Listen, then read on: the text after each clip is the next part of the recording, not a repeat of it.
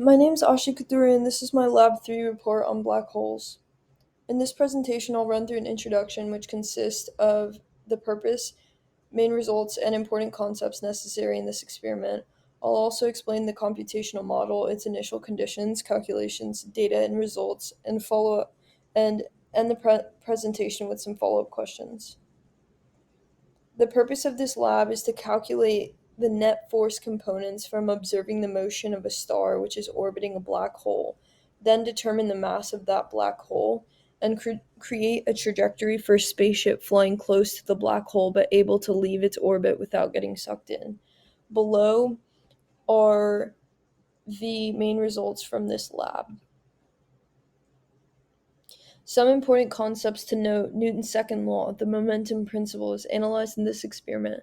This says that the net force which is acting on an object is equal to the momentum over time derivative, and that is equal to the sum of the perpendicular and parallel components of the net force. Similarly, the momentum over time derivative is equal to its perpendicular and parallel components. Secondly, we'll use the position and velocity update formulas, which are shown here, and the universal gravitational force formula, which is rearranged to find the mass. To determine the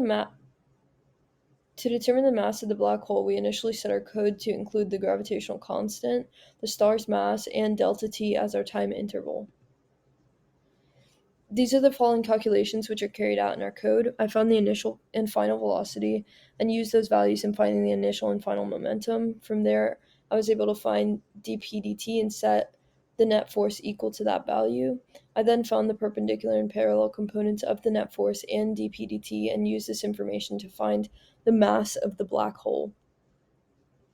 From our code, this is the image that is generated. As you can see, the parallel and perpendicular arrows are moving with the orbit of the planet, and the mass of the black hole is being calculated at each instantaneous point in time. From this code, I found the net force to be 8.8 E28, parallel component is 4.2 E27, and the perpendicular component is 8.7 E28. By taking the average of all of the instantaneous values, I have found the average mass of the black hole to be 4.0 E21 kilograms. For the second part of the lab, we were instructed to create a trajectory for a spaceship flying close to the black hole but able to leave its orbit without getting sucked in. To do this, we have another set of code. In these initial conditions, I'm using the average mass of the black hole that we found from the first part of the lab. The mass of the planet and ship are given, as well as the gravitational constant and delta t.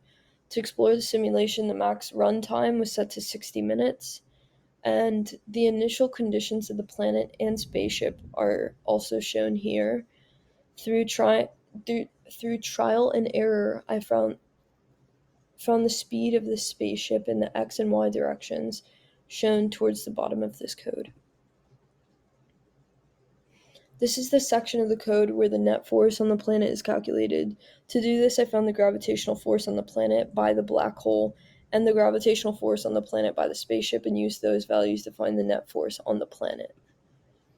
This is the section of the code where the net force on the spaceship is calculated. To do this, I found the gravitational force on the spaceship by the black hole and the gravitational force on the spaceship by the planet and used those values to find the net force on the spaceship. In this chosen code, I applied Newton's second law and the position update formula to make the planet and spaceship move and printed the final calculated lines. This is the result of the code after 60 minutes. The ship is 3.4 E 11 meters away from the black hole and is not sucked into the black hole. To conclude this lab, I'll go through a few follow-up questions. How are the net force and its perpendicular and parallel components different from the rate of change in the momentum and its perpendicular and parallel components? The perpendicular and parallel components of the net force is equal to those of the rate of change of momentum. In this lab, F net and its components are describing the motion over a change in time, while dp dt and its components are describing the motion of an instantaneous time. Secondly, what initial velocity would your spaceship need to have in order to enter into enter into an orbit around the black hole. Although I was not able to fully show this conclusion, the process would be the same. You would find those values through trial and error. Lastly, some possible errors. In the first part, the mass of the black hole was calculated as an average, and in the second part, the initial velocity of the spaceship was found through trial and error. So there might be some discrepancies due to that. Thank you.